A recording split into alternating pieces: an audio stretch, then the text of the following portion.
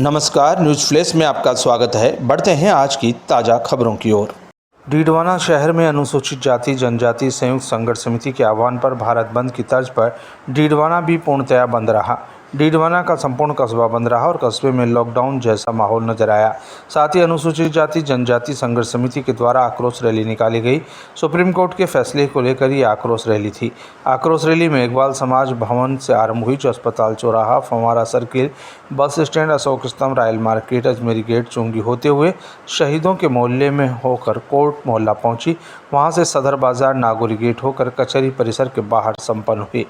यहाँ एक विशाल आमसभा का आयोजन हुआ। सुप्रीम कोर्ट के आरक्षण वर्गीकरण के फैसले को लेकर सभी ने अपनी बात रखी। वक्ताओं ने जमकर भाजपा सरकार पर निशाना साधा और अपनी विभिन्न मांगों को लेकर संघर्ष समिति के लोगों के द्वारा एक ज्ञापन उपखंड अधिकारी को भारत के राष्ट्रपति के नाम सौंपा गया। मेघवाल समाज के अध्यक्ष एसआर लोनिया ने भारत के प्रधानमंत्री नरेंद्र मोदी, गृह मंत्री अमित शाह और उत्तर प्रदेश के मुख्यमंत्री योगी आदित्यनाथ पर जुबानी हमला बोला और जमकर निशाना भारतीय जनता पार्टी की सरकार और भारतीय जनता पार्टी के नेताओं पर साधा।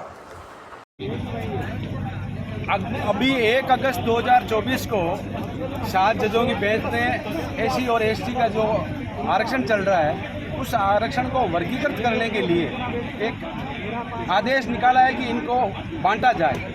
इस चीज़ को लेकर के पूरे भारत में, पूरे राष्ट्र में एससी और एसटी समुदाय में एक ज़बरदस्त रोष व्याप्त हुआ है। और इस रोष को मद्देनजर रखते हुए हम लोगों ने पूरे भारत के या राष्ट्र के बंद को ध्यान में रखते हुए हमारे यहाँ डीडवाना ज़िले में हमने शांतिपूर्ण तरीके से बंद को रखा है और हमारा बंद बिल्कुल शांतिपूर्ण रहा और एकदम सफलतम रहा।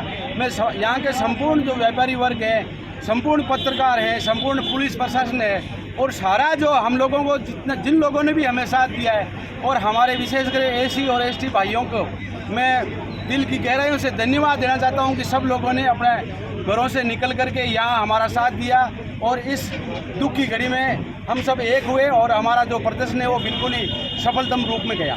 क्या है वो 3 कीड़े? वो 3 कीड़े इसे ऐसे हैं कि ये मोदी और योगी और जो अमित शाह है, भाई अमित शाह के बारे में सब जानते हैं कि ये तड़ीपार था।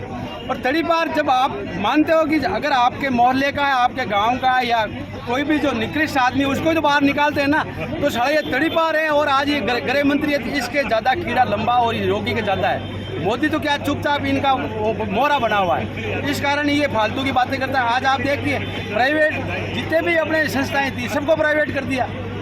क्यों? सारे निकम्मे हैं क्या? सारे डिपार्टमेंट ऐसे ही है, निकम्मे हैं। तो ये ऐसा नहीं होता। भारत पहले भी चल रहा है, 75 साल से भारत नहीं चल रहा है क्या? यहाँ का राष्ट्र नहीं चल रहा है क्या?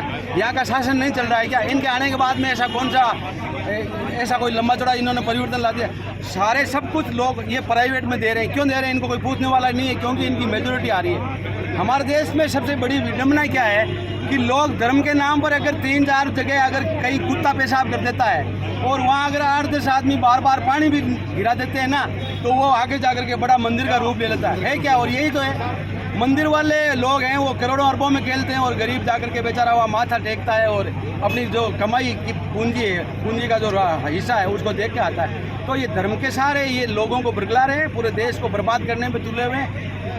मैं बताऊं आपको, आज से कितने साल पहले पंडित नेहरू से भी जब इंटरव्यू लिया था तो उनको पूछा था, तो उन्होंने ये कहा था कि जो आरएसएस है ये देश को 200 साल नहीं, ये हज़ारों साल पीछे ले जाना चाहती है और यही आज हो रहा है। मैंने एक बार अखबार में पढ़ा था कि मोहन भागवत ने एक बहुत बड़ी बात कही थी कि इस हिंदुस्तान में एक शमशान हो, एक मंदिर हो और एक कुआं हो। क्या आज तक लागू हुआ क्या?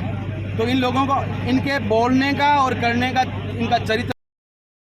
1 अगस्त को माननीय सुप्रीम कोर्ट द्वारा एक क्रिमिनल और एक उपवर्गीकरण का फैसला जो दिया था, उसके विरोध में अनुसूचित जाति जनजाति समाज में भारी आक्रोश था।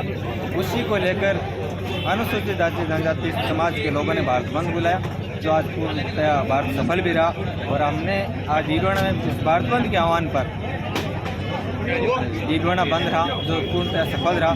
मैं धन्यवाद देना चाहता हूँ पुलिस प्रशासन व मीडिया कर्मियों का और व्यापार मंडल का, जिन्होंने हमारा सहयोग किया, उनका आभार।